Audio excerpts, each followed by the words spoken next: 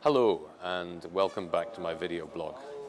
The main discussions here in Strasbourg this week have been about climate change, and we're called to vote on the deal that was agreed at last week's European Council. That's the Heads of State and Government Summit meeting. Liberals and Democrats take the view that this is not a very good deal. We wanted far more ambitious targets for tackling climate change.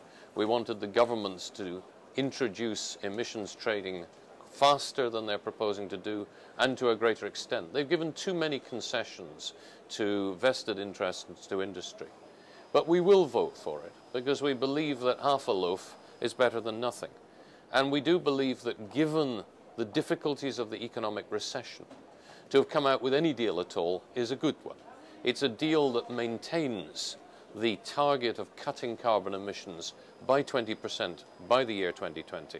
And it allows the European Union to show a moral lead as we go into the United Nations conference in Copenhagen next year, and hopefully to bring the Americans and the Japanese and the Chinese and others along with us in a serious attempt to prevent or to control the processes of climate change.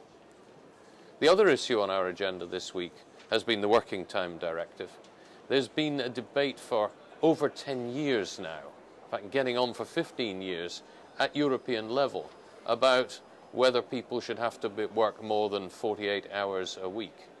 We're probably nearing conclusion, though nobody knows exactly what the conclusion will be. Certainly I think the British opt-out from the Working Time Directive will eventually be phased out, and British workers will face the same conditions as everybody else. At the same time, everybody recognizes we need to maintain flexibility in our economies to protect ourselves against competition from low-cost economies elsewhere. I hope that Parliament and the 27 governments working together will be able to find an outcome which preserves that flexibility, but also recognizes that social cohesion requires people to have sufficient rest time and a good family life as well.